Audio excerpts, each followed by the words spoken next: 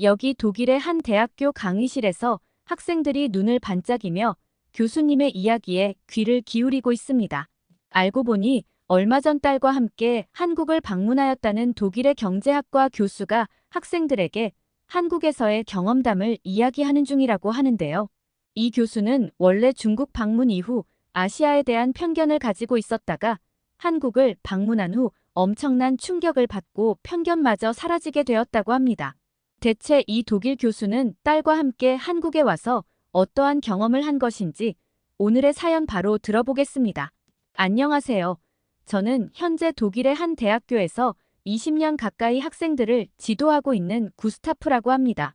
저는 독일에서 경제학 박사 학위를 취득해 평생을 공부하는 교수의 삶을 지내오면서 수많은 학생들을 가르치고 지도하며 그들의 성공적인 대학 생활을 위해 노력해왔죠. 저는 남들에 비해 늦은 나이인 30대 후반에 가까운 나이에 지금의 아내를 만나 결혼을 했습니다. 그리고 딸아이 하나를 낳았고 딸아이 그레테는 지금은 고등학교를 다니고 있지요. 그런데 요즘 제 딸 그레테가 자꾸 한국에 관한 얘기를 하면서 최근 들어 부쩍 저희 부부에게 이것저것 조르기 시작하였는데요. 특히 언젠가부터 그레테는 저한테 한국 화장품 좀 사주면 안 되냐고 이야기를 하기 시작했는데 가만 보니 그레테가 요즘 한국 드라마에 빠져서 한국 여배우들의 외모에 크게 빠져든 것 같더라고요. 그러면서 한국 연예인들이 하는 화장법에도 관심을 가지게 되고 유튜브를 찾아보며 자연스레 한국 화장품에도 관심을 가지면서 자꾸만 한국 화장품을 사달라고 하는 거였죠. 하나뿐인 소중한 딸아이였기에 처음 한두 번은 아무 말 없이 그레테의 뜻대로 한국 화장품을 사줬는데 그레테는 한두 번에 그치지 않고 계속해서 한국 화장품을 사야 된다면서 매일같이 저에게 조르곤 했어요. 그리고 처음에는 그레테가 드라마 속 한국 여배우들의 미모에만 관심을 가진 줄 알았더니 갈수록 한국에 대한 관심이 늘어나서 나중에는 한국의 모든 것들에 푹 빠지게 된 것 같아 보였죠. 그레테의 방에는 한국의 여배우들 뿐만 아니라 한국의 가수들의 사진들이 가득 붙어 있었고 가족끼리 외식을 할 때엔 굳이 꼭 한국 식당에 가서 한국 음식을 먹자고 조르기도 하였습니다. 사실 한국 음식 같은 경우는 그레테가 하도 조르는 바람에 마지못해 이끌려갔던 감이 있지만 그렇게 맛본 한국 음식이 생각보다 맛있어서 깜짝 놀라기도 했습니다. 그레테 덕분에 저희 가족은 외식 때 한국 식당에 종종 갔었는데 여러 음식들을 맛보았지만 그 중에서도 개인적으로 삼겹살과 비빔밥, 갈비가 기억에 남는군요. 그레테는 대부분의 한국 음식을 좋아했지만 그 중에서도 갈비를 가장 좋아했습니다. 아무튼 음식은 참 맛있었어요. 그렇지만 제가 교수이기는 해도 아시아권 국가들에 대해서는 깊게 연구를 해본 적도 없었고 그쪽 방면으론 지식이 크게 뛰어나지도 않았는데요. 그리고 아시아 문화에 대해서도 잘 알지 못하였기에 그레테가 왜 그렇게까지 한국에 열광하는 건지 사실 잘 이해가 가지 않았던 면도 있었습니다. 그런데 하나뿐인 딸이 매일 한국 노래를 부르는 모습을 지켜보다 보니 자연스레 저도 한국에 대해 좀 더 찾아봐야겠다는 생각이 들더라고요. 그렇게 저는 며칠간을 한국에 대해 열심히 알아보았습니다. 그런데 알고 보니 한국이라는 나라가 독일에서 생각보다 인기를 꽤 얻고 있더라고요. K-팝, K-드라마, K-무비 등 앞에 K라는 단어를 붙인 한국의 문화들이 각각 큰 인기를 끌고 있었고 실제로 독일에서 이러한 한류 문화에 대한 관심이 상당히 높아져 있더군요. 처음에는 그레테가 유독 이상한 것으로 생각을 했었는데 그게 아니라 그레테 또래의 어린 여학생들이나 20대들에게는 이미 한국이라는 나라가 굉장히 핫한 나라로 인식되고 있었고 이는 저에게 적잖은 충격을 주었어요. 연구에만 몰두하느라 정작 독일 내에서 불어닥친 한류 열풍에 대해서 이렇게나 모르고 있었다니 뭔가 정신이 번쩍 들고 스스로 시대에 뒤떨어진 사람이란 생각도 들면서 부끄러운 마음도 들더군요. 실제 독일에선 K-팝 그룹들이 콘서트를 개최하면 수많은 팬들이 몰리며 티켓이 금세 매진될 정도이고 베를린이나 프랑크푸르트 등에선 K-팝과 관련된 이벤트와 팬미팅도 자주 열리고 있었으며 실제로 한류 열풍 덕분에 한국어를 배우고자 하는 독일인들도 증가하고 있었습니다. 독일의 여러 대학과 언어 학원에서는 한국어 강좌를 개설하고 있으며 한국어를 배우기 위한 온라인 커뮤니티와 학습 자료들도 큰 인기를 끌고 있었고요. 그리고 제 딸처럼 K-드라마를 좋아하는 독일인들이 많아 한국의 드라마들이 독일에서 큰 인기를 끌고 있었습니다. 넷플릭스와 같은 스트리밍 플랫폼을 통해 독일 시청자들이 한국 드라마를 쉽게 접할 수 있게 되면서 사랑의 불시착, 이태원 클라스, 펜트하우스 등 여러 한국 드라마가 큰 호응을 얻고 있더군요. 독일 시청자들은 한국 드라마의 독특한 스토리라인과 감정 표현에 매료되고 있는 모습이었습니다. 또 베를린, 프랑크푸르트, 함부르크 등 독일의 주요 도시들에는 한국 음식점이 날이 갈수록 증가하고 있었고, 이들 음식점에서는 저도 맛있게 먹었던 삼겹살, 비빔밥, 그리고 떡볶이 등의 다양한 한국 요리가 독일인들에게 큰 사랑을 받고 있더군요. 제가 교수 생활을 하면서 사실 아시아 국가들에 대해 관심이 없었어서 한국이라는 나라가 독일에서 이 정도로 엄청난 인기를 얻고 있다는 건 몰랐는데 한국이라는 나라는 알면 알수록 정말 놀라웠어요. 심지어 한국은 독일뿐만 아니라 유럽 전역에서 폭발적인 인기를 끌고 있다고 하더라고요. 그렇게 처음에는 단순히 딸이 왜 이렇게 한국을 좋아하는 걸까라는 단순한 호기심으로 알아본 한국이라는 국가는 점점 더 저를 궁금하게 만들기 시작했죠. 저는 직업이 교수이다 보니 기본적으로 탐구 본능과 호기심이 많은 사람이고, 그래서 현재 제 직업이 교수가 된 걸지도 모릅니다. 그런데 그 탐구 본능을 한국이라는 나라가 또다시 일깨워줬던 거죠. 사실 예전에 아시아권 국가 중에 가본 곳이 한 나라 있기는 합니다. 바로 중국입니다. 약 10년 전쯤이었던 것 같네요. 물론 당시에 휴가나 여행 목적으로 중국에 갔던 건 아니었고요. 경제학과 교수로서 동료 교수들과 함께 중국 베이징에서 개최된 세미나에 참석하기 위하여 방문하였던 건데요.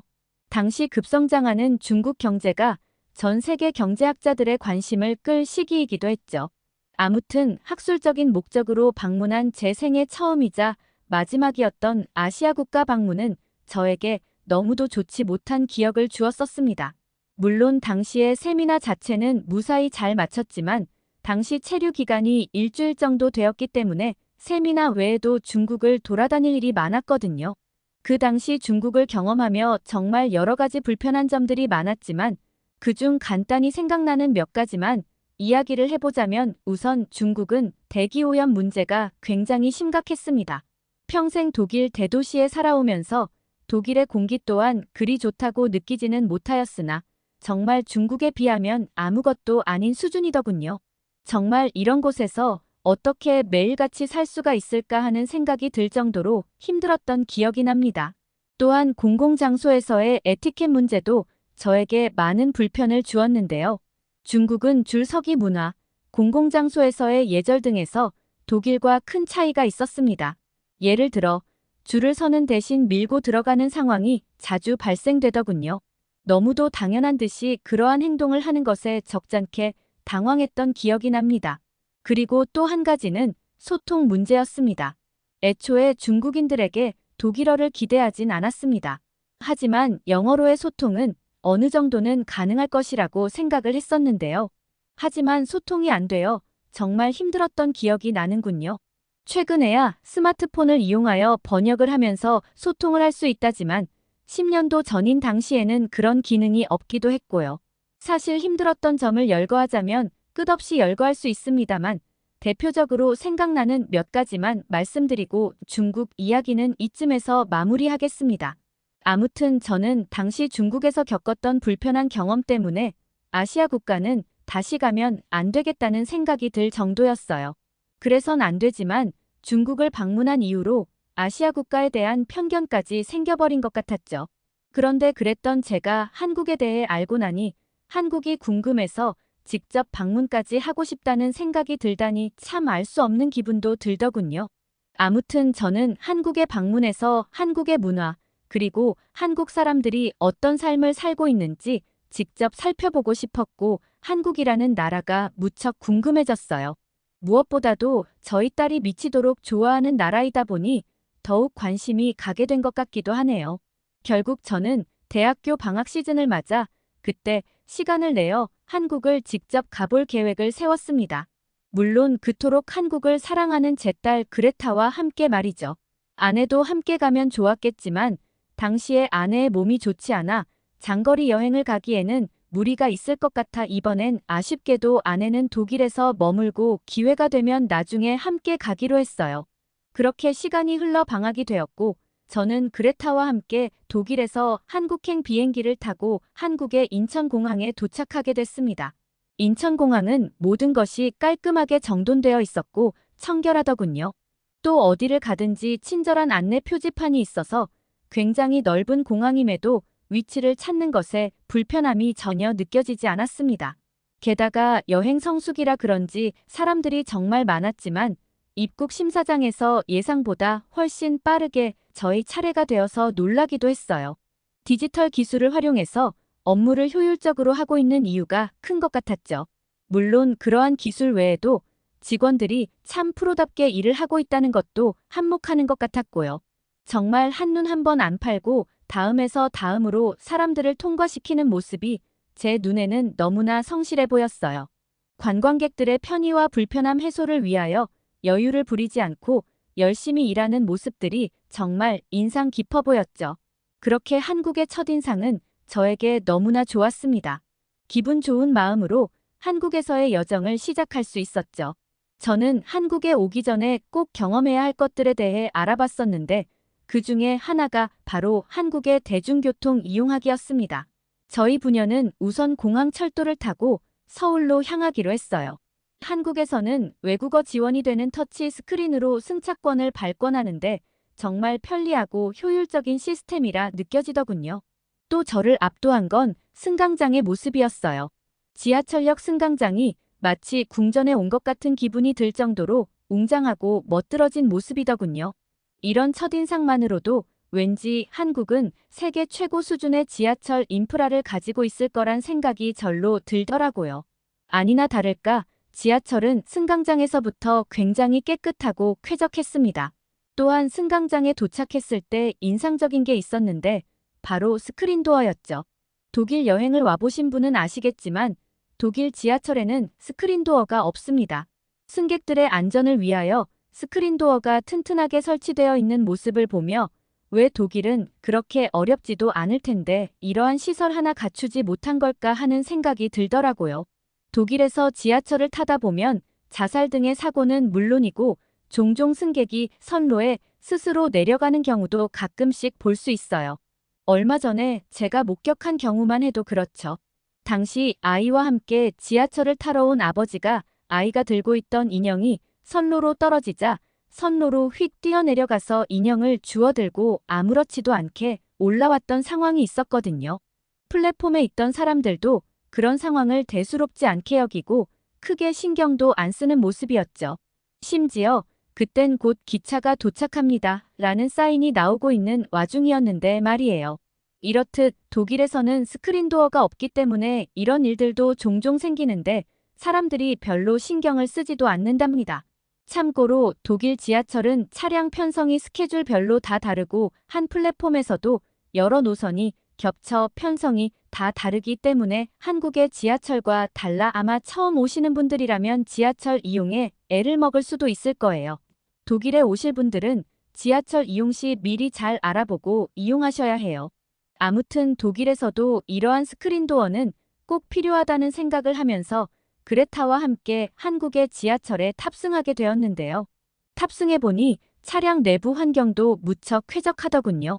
그리고 사실 아까 말한 중국에서 힘들었던 점에서 빼먹은 게 하나 있는데요. 그건 바로 악취 문제입니다. 그건 바로 씻지 않아서 나는 냄새 같았는데요. 중국인들은 왜 그렇게 씻지를 않는 걸까요? 안 그래도 제가 후각이 예민한 편이라 예전에 중국에서 지하철에 탔을 때 참 끔찍했거든요. 당시 옆자리에 앉은 중국인들한테 말로 표현하기 힘든 체취가 진동했고 그때 저는 양쪽에 앉은 중국인들 사이에 끼어서 코를 틀어막고 숨을 참으며 겨우 버텼던 기억이 나요. 그러다 결국 참지 못해서 그나마 사람이 없는 구석 쪽으로 가서 서서 갔던 기억이 납니다. 그런데 한국 지하철은 달랐어요. 차량 안에서 사람들이 붐비는데 공기가 정말 쾌적한 게 놀라웠죠. 사람들한테서는 악취는커녕 은은한 비누 냄새만 맡을 수 있었어요. 청결함을 갖춘 시민들, 그리고 깨끗하고 쾌적한 지하철 환경에 감탄과 부러움을 느끼며 이동을 했고, 그렇게 저희는 서울에 위치한 숙소에 도착했어요. 도착하자마자 저희는 재빨리 짐을 풀고 다시 외출 준비를 했죠. 저녁 먹을 시간이 되었거든요. 저희 부녀는 그레타가 한국 음식 중에 가장 좋아하는 갈비를 먹으러 가기 위해 미리 검색해둔 소갈비 집으로 향했습니다. 사실 독일에 있던 한 식당에서는 독일 현지산 소고기를 이용하여 갈비를 제공하였기 때문에 한국의 한우 소고기 맛이 저 또한 무척 궁금하기도 했어요. 인터넷에서는 한우에 대한 평가가 굉장히 좋았기에 기대가 무척 컸답니다. 한우는 수출량도 적어 한국 외에서는 맛보기도 힘들다고 하더라고요. 그렇게 딸과 함께 식당에 들어가 주문을 하고 앉아 있으니 드디어 소갈비가 등장했어요. 그런데 서빙되는 순간부터 이미 독일에서 맛본 소갈비와 느낌이 다르다는 것을 바로 알 수 있었습니다. 고기 자체가 확실히 밝고 생기가 있어 보였고, 양념의 빛깔이나 향 자체도 독일에서 경험했던 소갈비와는 확실히 다른 느낌을 주었죠. 그렇게 맛본 한우 소갈비는 결국 저희 부녀에게 큰 놀라움을 선사해 주었습니다. 고기는 부드럽고 입에서 살살 녹는 맛이었고, 무엇보다도 양념의 깊고 진한 맛이 차원이 달랐어요. 그레타는 정말 며칠 굶은 아이처럼 허겁지겁 소갈비를 뜯어먹더군요. 독일에서 먹었던 소갈비와는 달리 한우의 진한 육질과 함께 나오는 양념의 맛이 정말 훨씬 더 깊고 고급스럽게 느껴졌습니다. 확실히 한우의 품질이 왜 뛰어나다고 하는지 알 것 같은 맛이었죠. 저 또한 맛있어서 무척이나 만족했지만 무엇보다도 딸아이가 가장 좋아하는 소갈비를 그토록 맛있게 먹는 모습을 보니 저도 참 흐뭇했습니다. 저희 부녀는 그렇게 만족스러운 저녁 식사를 마치고 숙소로 돌아와 하루를 잘 마무리했고, 다음 날에는 그레타가 좋아하는 한국 아이돌 굿즈도 살 겸 명동에 들렀다가 잠실 롯데타워를 구경 가기로 했어요. 그레타는 특히 BTS를 좋아했는데요. 딸과 함께 방문한 명동에서 잠깐 거리를 둘러보며 관광을 즐긴 뒤 마지막에 들어간 K-팝 굿즈샵에서 한눈에 봐도 신이 난 그레타의 모습은 제 기분도 덩달아 들뜨게 만들더군요. 자신이 그토록 좋아하던 한국, 그리고 K-팝 가수의 굿즈샵에 왔다는 사실이 얼마나 그레타를 설레게 만들었을까 생각하니 말이에요. 그레타는 BTS의 포스터, 의류, 인형 등 다양한 굿즈들을 마주하며 눈을 반짝였고, 각각의 아이템을 찬찬히 살펴보며 자신이 원하는 것들을 마구 골라감기 시작했죠. 독일에 있을 때엔 잔소리도 자주 하던 저였지만 한국에 직접 와서 행복해하는 딸의 모습을 지켜보니 사주지 않을 수가 없었어요. 저는 이날만큼은 딸이 원하는 걸 모두 사주기로 했죠. 그렇게 쇼핑을 마친 뒤 행복해하는 그레타와 함께 다음 코스인 잠실로 지하철을 타고 이동하게 되었어요. 그리고 한국에서 제일 높은 빌딩인 롯데타워를 보러 갔습니다. 저는 우선 롯데타워의 외관을 봤는데 롯데타워는 멀리서 봐도 굉장히 웅장하고 화려하더라고요. 세계에서 5번째로 높은 건물이고 OECD 국가들 중에서는 가장 높은 건물인 롯데타워는 붓을 형상화한 디자인으로 알고 있는데, 건물 외벽과 도색 및 세부 디자인은 한국의 전통 공예인 고려청자에서 모티브를 가져와서 건설했다고 하더군요. 디자인에 정말 많은 신경을 썼다는 것이 외관만 봐도 느껴지더라고요. 독일은 사실 높은 고층 빌딩을 그리 선호하지 않아서 고층 빌딩이 많은 편은 아닙니다. 그래서 생전 처음 보는 이렇게 높은 빌딩이 신기하기도 했고 멋지기도 하면서 부러움도 함께 느껴지더군요. 저는 그렇게 그레타와 함께 바닥에서부터 시작해 최상층까지 엘리베이터를 타고 올라갔습니다. 매 층마다 펼쳐지는 서울의 멋진 전망을 바라보며 그레타는 더욱 흥분하는 모습이었죠. 그리고 맨 위층 전망대에서 저희들은 서울 도시의 장관을 감상할 수 있었습니다.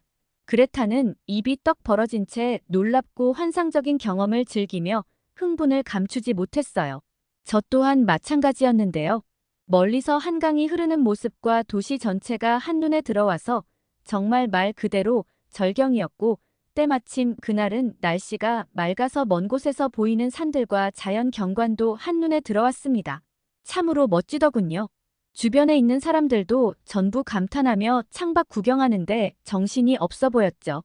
딸과 함께 즐긴 이 황홀한 순간은 영원히 잊지 못할 추억으로 남게 되었어요. 딸은 물론이고 저도 사진을 정신없이 참 많이도 찍었던 것 같군요. 저희는 그렇게 환상적인 경험을 뒤로하고 밤이 되어 호텔로 돌아와 휴식을 취하고 있었는데요. 밖에서 밥을 먹긴 했지만 시간이다 보니 점점 다시 배가 고파오더라고요. 그런데 시간이 벌써 자정에 가까워져 오고 있었기에 사 먹을 수 있는 게 있을까 싶었어요.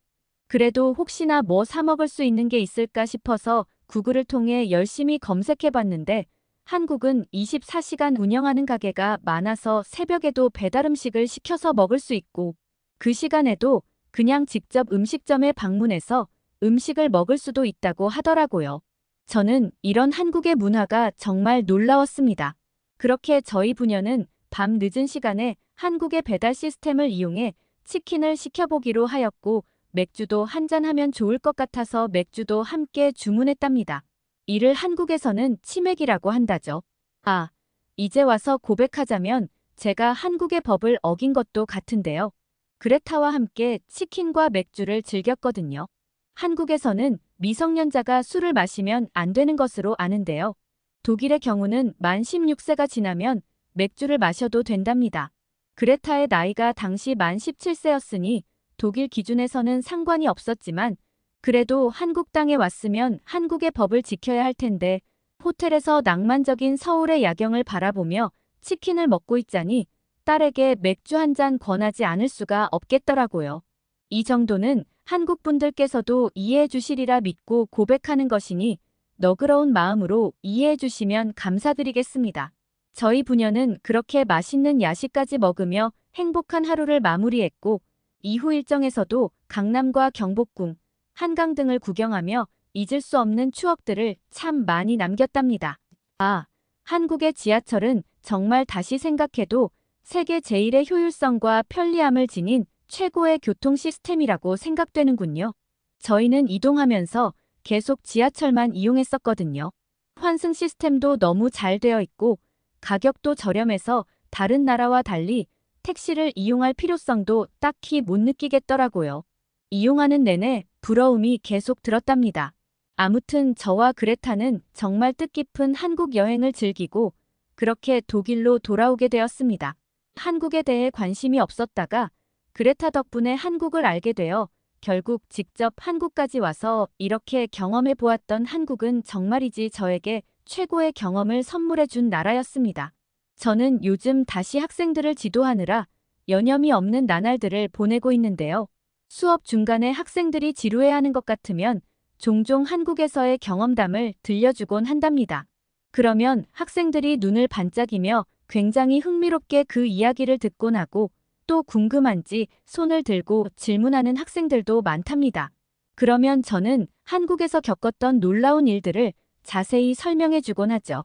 아시아에서 경험해본 나라라고는 중국밖에 없었던 저에게 아시아에 대한 편견을 완전히 깨어준 나라가 한국이었고 이전에 경험해본 다른 유럽 국가들에 비해서도 한국은 훨씬 더 편리하고 쾌적하다는 느낌을 주었던 것 같습니다. 그 덕분에 저희 부녀가 정말 기분 좋게 여행을 즐길 수 있었던 것 같고요. 나중에는 이번에 아쉽게도 같이 가지 못한 아내와도 함께 한국을 다시 방문해 보려 합니다.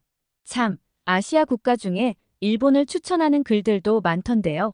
저는 아직 일본을 가본 적이 없기에 여행지로서 한국이 나을지 일본이 나을지 가보신 분들의 생각도 궁금하네요.